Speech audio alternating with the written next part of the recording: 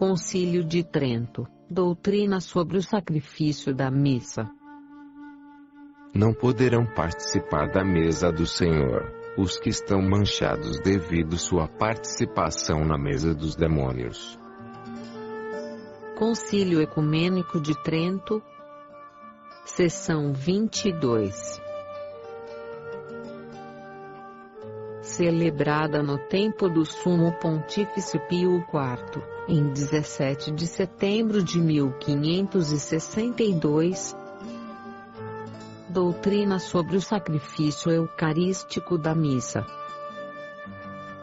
O Sacrossanto, Ecumênico Geral Concílio de Trento, reunido legitimamente no Espírito Santo, e presidido pelos mesmos legados da Sé Apostólica, procurando que se conserve sempre na Igreja Católica, em toda a sua pureza, a fé e doutrina antiga, e absoluta, e em tudo perfeita, do grande mistério da Eucaristia, dissipados todos os erros e heresias, instruída pela ilustração do Espírito Santo, ensina e declara e decreta que, em relação a ela, que é o verdadeiro e singular sacrifício, se preguem aos fiéis os dogmas que se seguem. Capítulo 1 da instituição do Sacrossanto Sacrifício da Missa. Ainda que o Antigo Testamento, como justifica o apóstolo São Paulo, não tenha consumação ou perfeita santidade, devido à debilidade do sacerdócio de Levi, foi conveniente, assim como foi disposto por Deus, Pai de misericórdia, que nascesse outro sacerdote segundo a ordem de Melquisedeque, ou seja, nosso Senhor Jesus Cristo, que pudesse completar e levar à perfeição todas as pessoas que deveriam ser santificadas.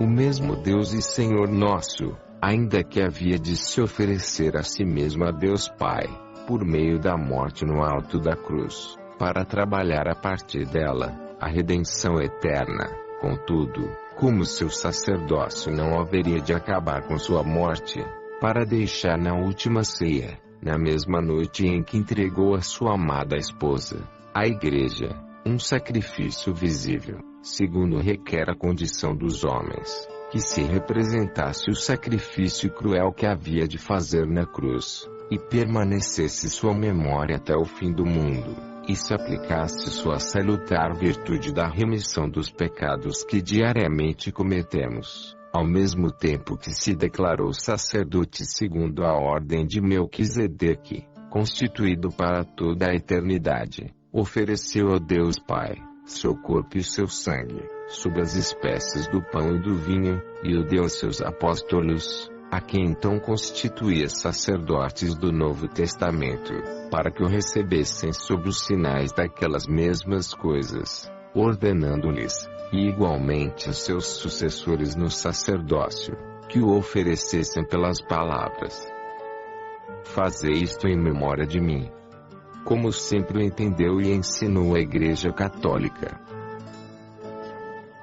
Pois havendo celebrado a antiga Páscoa, que a multidão dos filhos de Israel significava a memória de sua saída do Egito,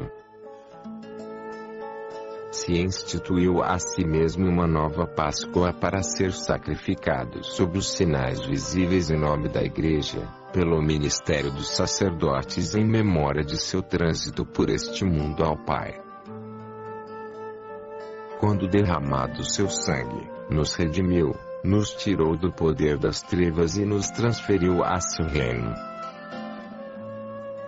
E esta é por certo aquela oblação pura, que não pode ser manchada por mais indignos e maus que sejam aqueles que a fazem, a mesma que predisse Deus por Malaquias, que deveria ser oferecida limpa, em todo lugar, em seu nome, que deveria ser grande entre todas as gentes, e a mesma que significa, sem obscuridade, o apóstolo São Paulo, quando disse, escrevendo aos Coríntios: não poderão participar da mesa do Senhor os que estão manchados devido sua participação na mesa dos demônios,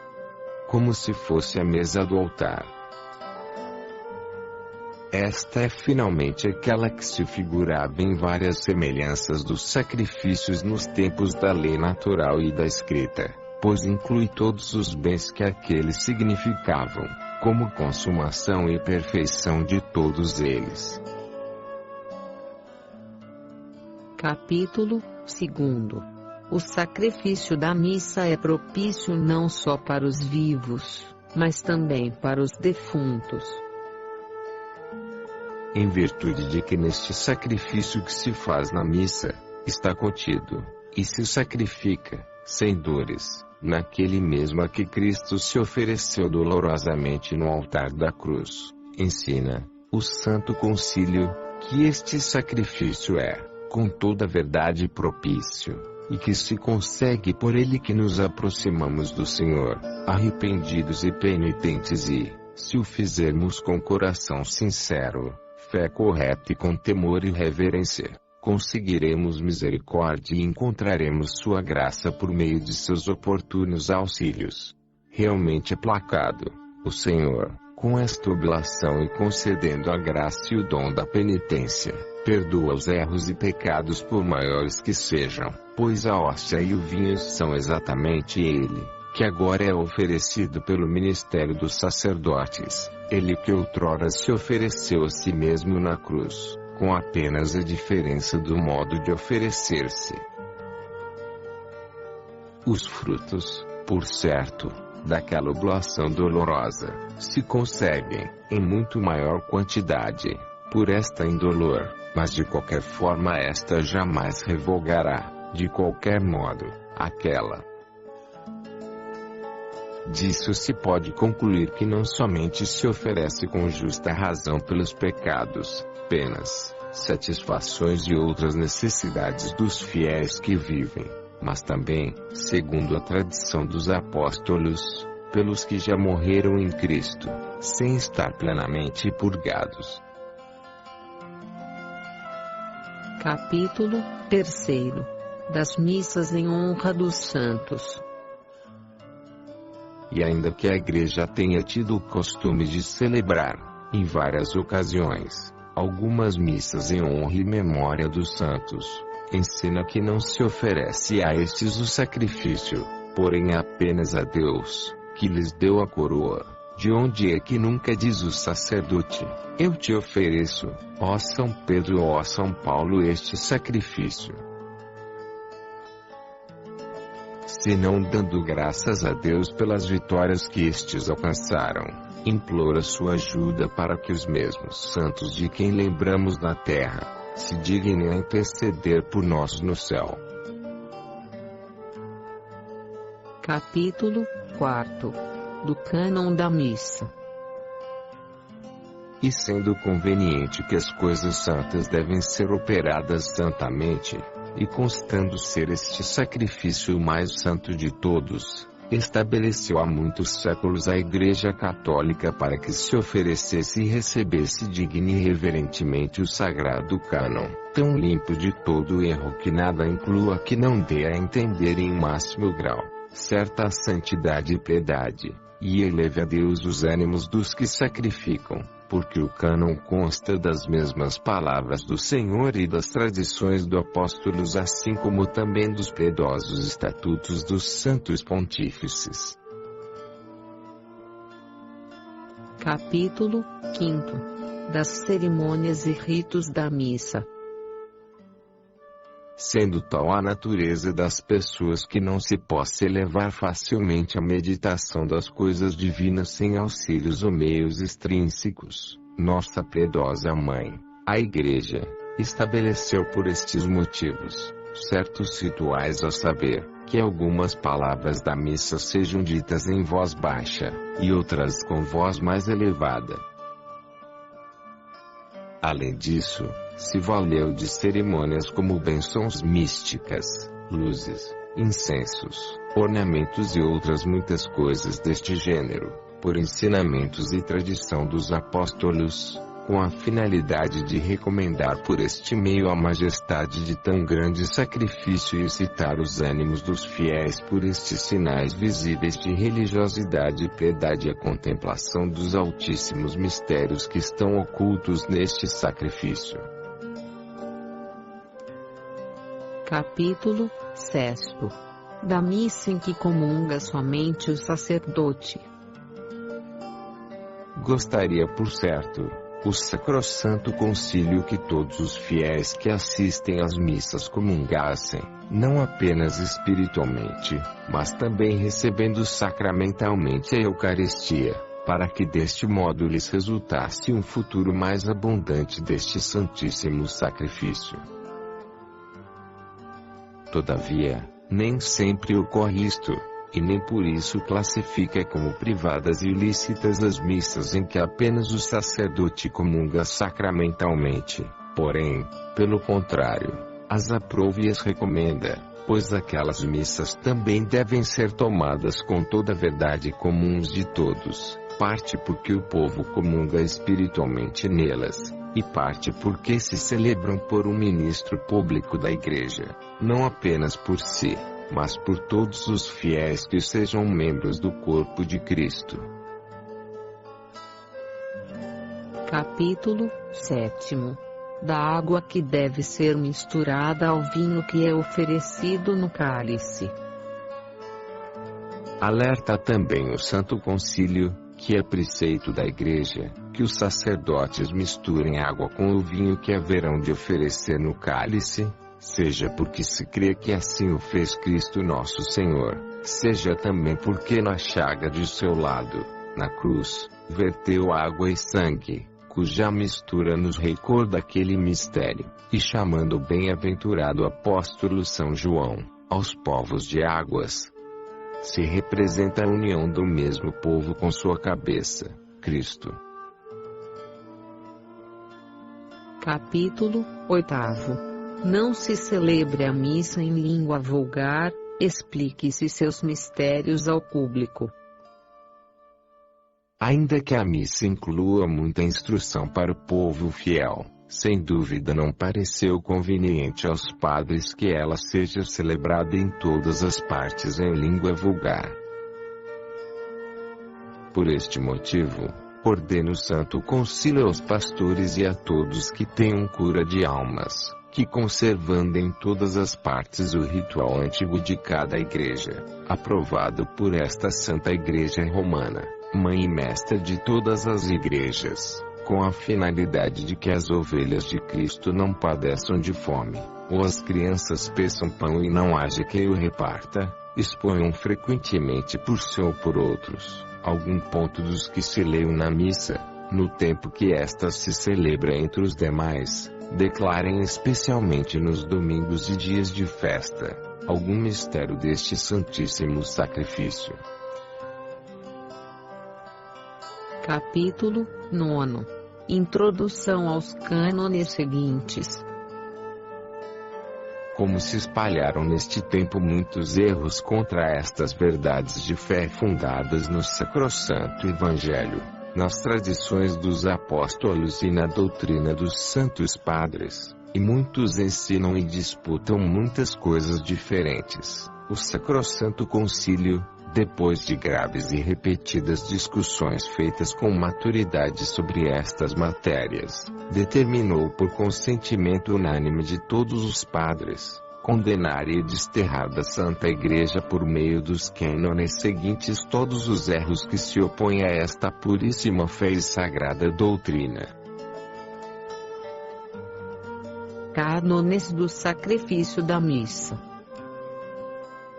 Cânon 1. Se alguém disser que não se oferece a Deus na missa um verdadeiro e apropriado sacrifício ou que este oferecimento não é outra coisa senão recebermos a Cristo para que o possamos engolir, seja excomungado.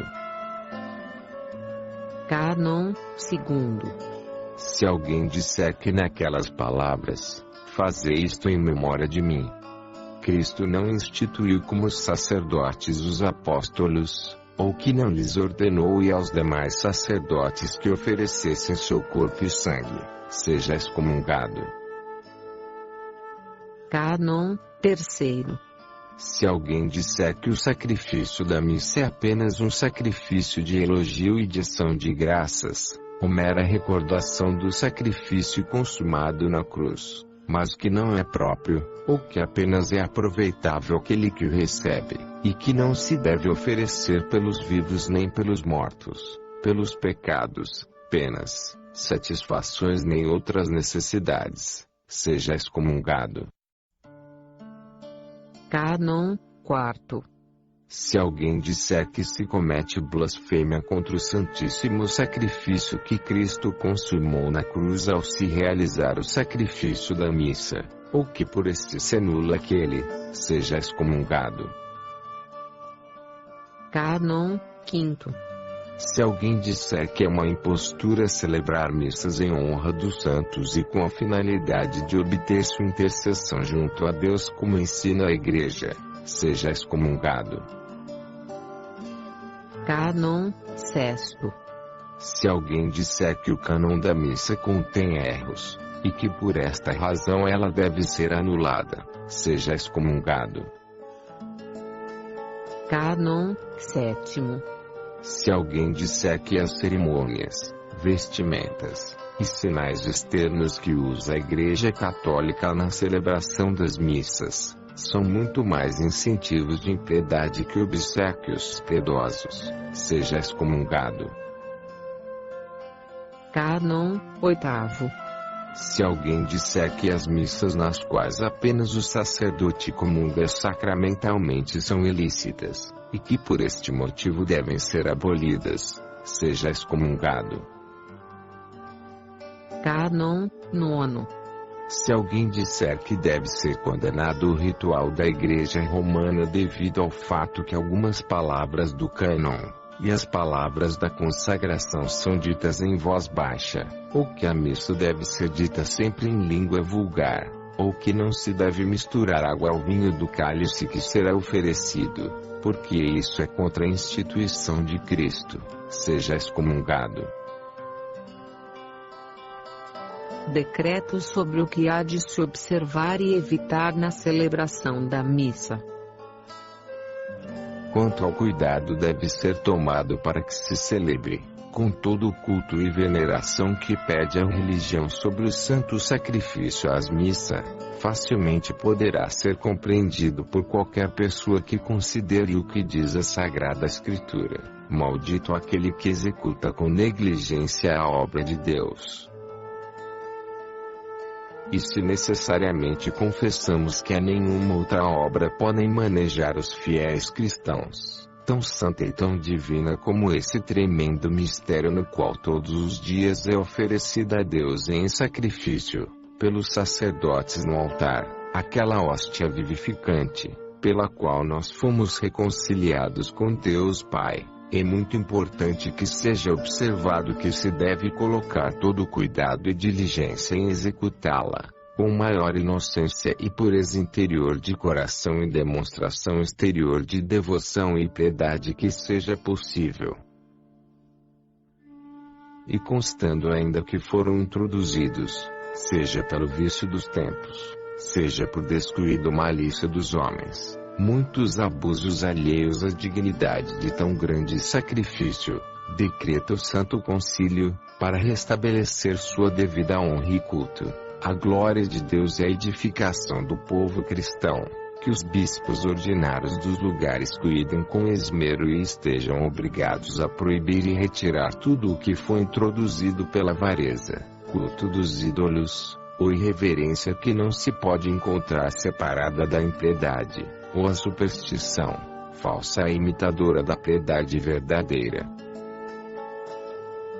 E para compreender muitos abusos em poucas palavras, em primeiro lugar, proíbam absolutamente o que é próprio da avareza, as condições de quaisquer espécies de pagamentos, os contratos e o quanto se dá pela celebração de novas missas, igualmente as importunas e grosseiras cobranças das esmolas, cujo nome mereceriam ser de imposições, e outros abusos semelhantes, que não ficam muito distantes do pecado da ambição ou ao menos de uma sórdida ganância.